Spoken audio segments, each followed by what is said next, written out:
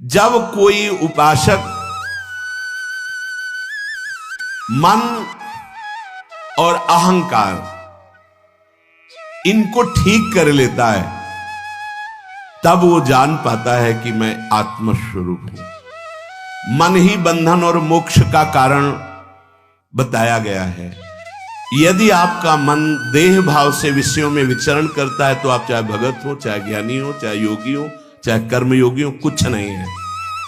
सीधी बात समझो, मन जब अहम से, देह भाव से भोगों में विचरण करता है तो आत्मस्वरूप अकर्ता होकर के भी बंधन को प्राप्त हो रहा है, क्योंकि वो अपने को भूलकर अंतःकरण के अहम धर्म से युक्त हो गया है। ज्ञान स्वरूप ऐसी प्रबल माया कि इसमें तदात्म हो गया है। तो अब सारी उपासना का कार्य बनता है इस मन को ठीक कर लेना। जिस समय मन सत्य चिंतन में होता है, मनन, उस समय बुद्धि प्रसन्न होती है, और प्रसन्न बुद्धि में अनुभव होता है कि मैं स्थूल देह नहीं, मैं सूक्ष्म देह नहीं, मैं कारण देह नहीं, ये स्वभाव भी प्रकृति का है, मेरा नहीं। ज्ञान मार्ग में, भक्ति मार्ग में जब खूब भगवान नाम जप होता है और मन निष्पाप हो जाता है, एक अद्भुत आनंद प्रकट होता है। उसी आनंद में उसे अपने आराध्य देव की रूप माधुरी दिखाई देती है। और जहां रूप माधुरी देखा तो मम दर्शन फल परम अनुपा, जीव पाव निज से स्वरूपा।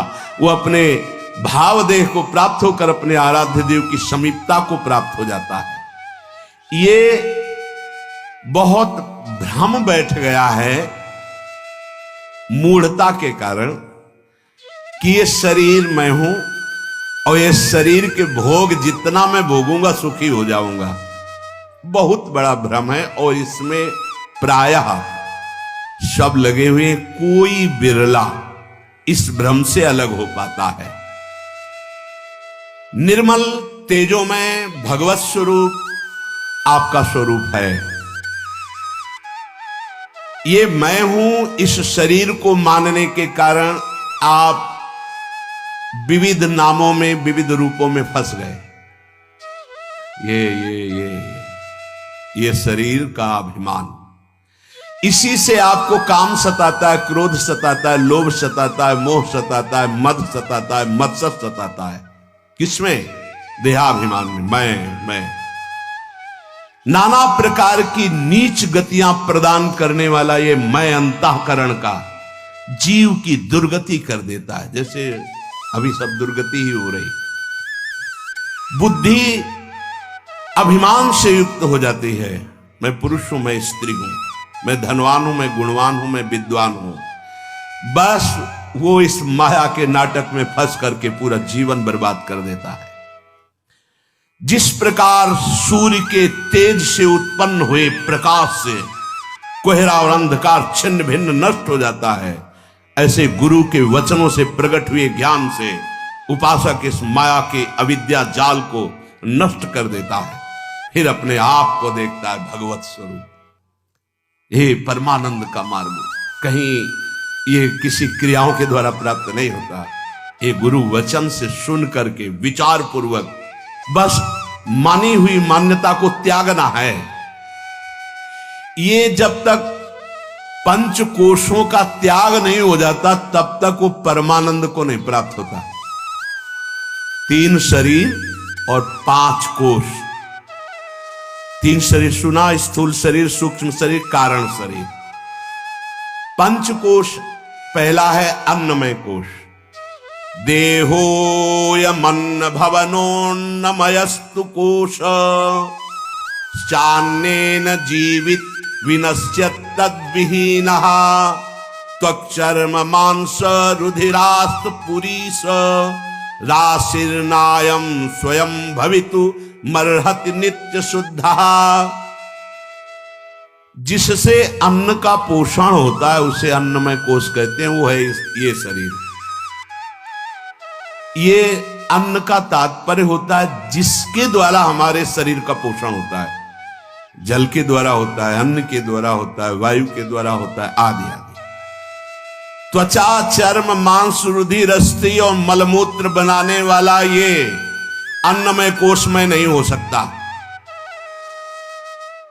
ये उपासक को देखना है, मानना है, जानना है। ये जन्म के पहले शरीर नहीं था, ये मृत्यु के बाद शरीर नहीं रहेगा, तो ये बीच में भी नहीं है। जैसे ये स्वप्न के समय नहीं था, दूसरे शरीर में आप विचरण कर रहे थे स्वप्न के समय, स्वाप्निक शरीर में। स्थूल शरीर तो सैया में पड़ा था, बिल्कुल ध्यान नहीं था। जगने के बाद स्वप्न का शरीर नहीं था, वो झूठा हुआ, तो दोनों झूठे हो गए। बिल्कुल स्वाप्निक शरीर की तरह ये स्थूल शरीर भी मैं नहीं हूं, क्योंकि जन्म के पहले नहीं था और मरने के बाद ही नहीं रहेगा, बीच में केवल भास रहा है। ये शुद्ध बात है अगर समझ में आ जाए तो। लेकिन यहां तो हम साधु संग भी करते हैं जंतुर बंधवाने के लिए, बड़े बड़े विचित्र लीला हैं, समझना पड़ेगा। सतमार्ग क्या है और पाखंड क्या है, खुली बात है। सतमार्ग क्या है? साधु का मतलब है 5 कोशों का बाध करने वाला, तीनों शरीरों के राग का त्यागी। बड़े विचित्र कैसे भगवान सतमार्ग देते हैं। धन्य भाग है जिनको जो सतमार्ग में चल रहे। बहुत विचित्र विचित्र लीलाएं हैं, बहुत विचित्र, अति विचित्र भगवंत गति। इसलिए थोड़ा तो सत्संगी जन बुद्धिमानी करो। इन शरीरों के राग के त्याग का नाम भगवदानंद है। कोई भी सृष्टि में ऐसा नहीं है कि जो अधर्माचरण करे और उसको सुखी कर दिया जाए। जो धर्माचरण करे उसको परिणाम में दुख हो, ऐसा कभी नहीं हो सकता।